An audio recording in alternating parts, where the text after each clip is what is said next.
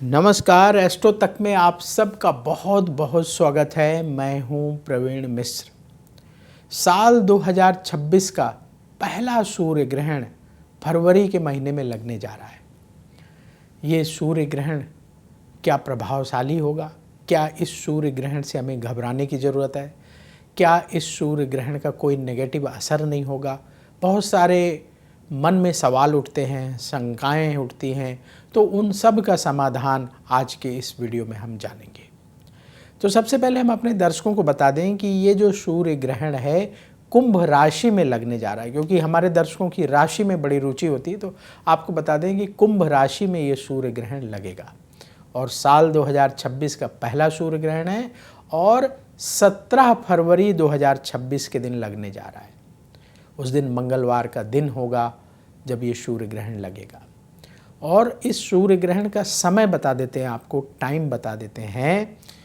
हमारी पंचांग के अनुसार ये जो सूर्य ग्रहण है भारतीय समय के अनुसार, जो भारतीय टाइम है उसके अनुसार दोपहर 3:26 पर ये सूर्य ग्रहण शुरू होगा और शाम को 7:57 पर जाकर के ग्रहण समाप्त होगा। तो यानी लंबे अवधि का ये ग्रहण है, लंबे अवधि का ग्रहण है और लगभग 4 घंटे 32 मिनट तक ये ग्रहण रहेगा। उसमें ग्रहण की शुरुआत होगी, फिर पूर्ण ग्रहण होगा, फिर ग्रहण का मध्य होगा, फिर ग्रहण का समापन का समय होगा। तो इस तरह से अलग अलग पार्ट होंगे ग्रहण के।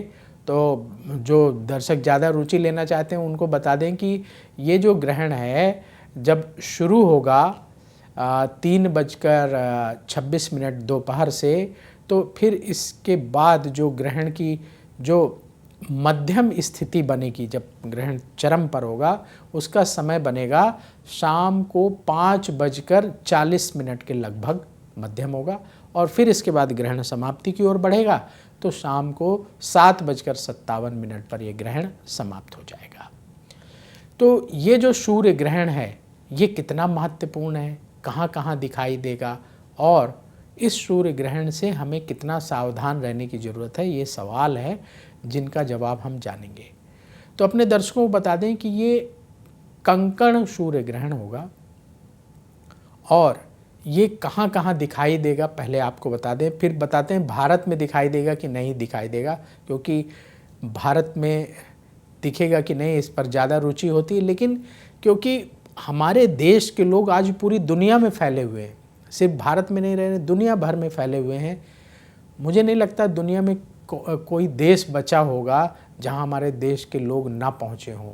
कहीं हम एक बार पढ़ रहे थे कि कोई एक ऐसा छोटा सा देश था, वहाँ भी जो है भारत के लोग पहुंच चुके थे, जहाँ जो है प्राकृतिक परेशानियाँ थीं लेकिन फिर भी वहाँ भारत के लोग मिल गए थे। तो भारत के लोग पूरी दुनिया में हैं, इसलिए हम आपको बता दें ये कहाँ कहाँ दिखाई देगा। तो ये जो सूर्य ग्रहण है जो 17 फरवरी 2026 को लग रहा है, ये अफ्रीका के देशों में ज़्यादा दिखाई देगा, खासकर दक्षिण अफ्रीका के जो इलाके हैं वहाँ दिखाई देगा। जिम्बाब्वे, जाम्बिया, तंजानिया, मॉरिशस जैसे देशों में ये ग्रहण दिखाई देगा।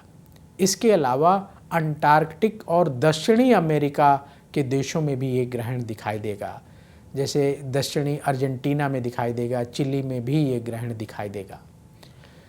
लेकिन भारत में ये ग्रहण नहीं दिखाई देगा। तो भारत के लोगों को, जो लोग भारत में रहते हैं उनको परेशान होने की ज़रूरत नहीं, क्योंकि भारत में ये ग्रहण नहीं दिखाई देगा तो भारत में ग्रहण का सूतक भी मान्य नहीं होगा। लेकिन जिन देशों में ये ग्रहण दिखाई देगा वहाँ जो है ग्रहण का सूतक मान्य होगा और वहाँ जो ग्रहण के नियम बताए जाते हैं, हमारे शास्त्रीय नियम, वो भी लागू होंगे। तो भारत के लोगों को परेशान होने की ज़रूरत नहीं, क्योंकि भारत में ये सूर्य ग्रहण दिखाई नहीं देगा। अब लेकिन जो भारत के लोग हमारे अलग अलग देशों में रहते हैं, मान लीजिए दक्षिण अफ्रीका के इलाकों में रहते हैं, उन्हें बता दें कि आपको किन बातों का ध्यान रखना चाहिए। तो देखिए, हमने भारतीय समय के हिसाब से टाइम बताया, अब उसे आप अपने देश में जहां आप रह रहे हैं वहां से कैलकुलेट कर लीजिएगा। तो ग्रहण काल में पूजा पाठ नहीं करना चाहिए, अपने घर के मंदिरों को बंद रखना चाहिए और आप उस समय मंत्र का जाप कर सकते हैं। आपने गुरु मंत्र ले रखा है या जिस देवी देवता को मानते हैं उनके मंत्रों का जाप कर सकते हैं। ऐसा हमारे शास्त्रों में वर्णन मिलता है कि ग्रहण काल में कोई भी शुभ काम नहीं करना चाहिए, जैसे शादी ब्याह है या कोई भी है, मुंडन है, कोई भी ऐसा घर का शुभ कार्य वो नहीं करना चाहिए। तो आप दुनिया के ऐसे इलाकों में अगर रह रहे हैं जहाँ ग्रहण दिखाई देगा तो इन चीज़ों से बचना है। और दूसरा, आपका स्वास्थ्य अच्छा रहे, हेल्थ ठीक रहे, तो ऐसा कहा जाता है कि ग्रहण काल में भोजन ग्रहण नहीं करना चाहिए, उसके पहले खा लीजिए तो अच्छा रहेगा।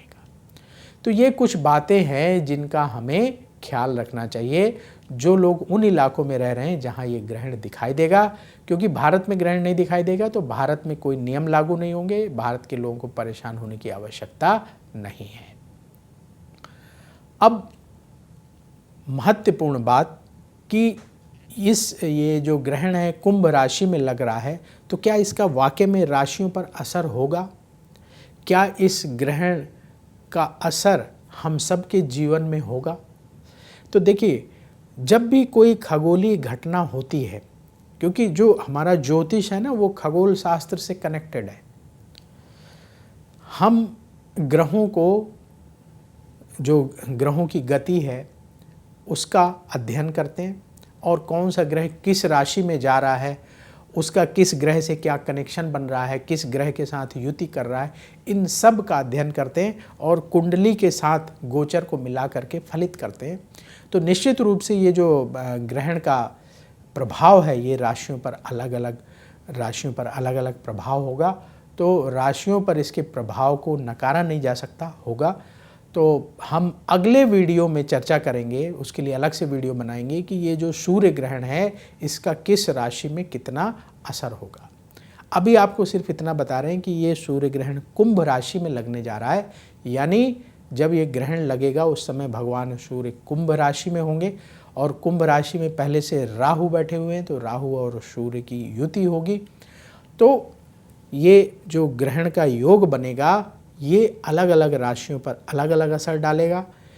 थोड़ा सा संकेत यहाँ दे देते हैं कि जैसे जो कुंभ राशि के जातक हैं तो आप 17 फरवरी से लेकर के आगे आने वाले 1 महीने तक, यानी 30 दिनों तक कोई भी बड़ा डिसीजन ना लें, खासकर प्रॉपर्टी खरीदना है या कोई बड़ा इन्वेस्टमेंट करना है, तो उस तरह की जो चीज़ें हैं अगर आप कुछ ऐसे फैसले करना चाहते हैं या तो पहले कर लीजिए या फिर 30 दिन के बाद करेंगे तो आपके लिए उत्तम रहेगा।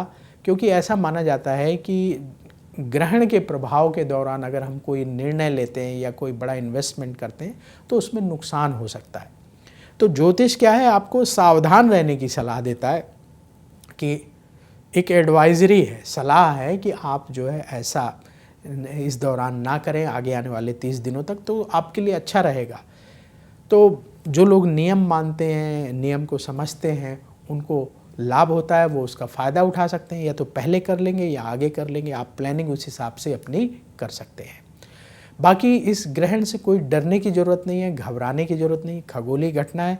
और अगर हम अपने नियम पर चलते हैं, नियम को मानते हैं और अपनी जीवन शैली ठीक रखते हैं, दिनचर्या ठीक रखते हैं, तो निश्चित रूप से हम बैलेंस डिसीजन ले पाते हैं और हमारे जीवन में जो अचानक आने वाली जो परेशानियां हैं वो कम से कम आती हैं।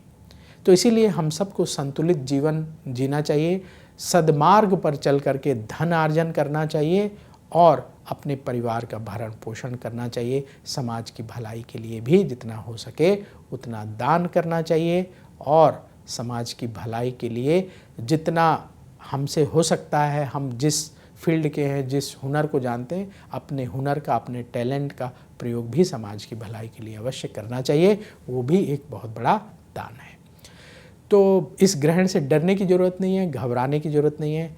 आप सब अपने गुरु मंत्र का जाप करते रहिए या जिस देवी देवता को मानते हैं उनके मंत्रों का जाप करिएगा ग्रहण के दौरान। आप कहीं भी रहते हैं, भारत में रहते हैं या बाहर रहते हैं, मंत्र जाप में बड़ी शक्ति होती है। मंत्र जाप करिए या नाम जाप भी आप कर सकते हैं, किसी इष्ट देव के नाम का जाप भी कर सकते हैं, उससे भी बड़ा लाभ होता है। तो चलिए अब वक्त हो गया आपसे विदा लेने का, बहुत जल्दी फिर मुलाकात होगी और 12 राशियों पर इस सूर्य ग्रहण का क्या प्रभाव होगा, इसके लिए हम अलग से वीडियो लेकर आएंगे, वो भी आप ज़रूर देखिएगा। एस्ट्रो तक ज़रूर देखते रहिए, क्योंकि यहाँ आपको हर विषय के बारे में, ज्योतिष से जुड़े हुए विषय, पर्व त्यौहार से जुड़े हुए विषय के बारे में बिल्कुल सही जानकारी दी जाती है, और वो जानकारी आपके जीवन में खुशियों को और बढ़ाने वाली होती है। तो मुझे दीजिए अनुमति, नमस्कार। अगर आप मुझसे जुड़ करके अपनी समस्याओं का समाधान चाहते हैं और चाहते हैं कि आपकी समस्याओं को ज्योतिष के माध्यम से सुलझाया जाए, तो आप हमसे संपर्क कर सकते हैं, जुड़ सकते हैं एस्ट्रो तक पर।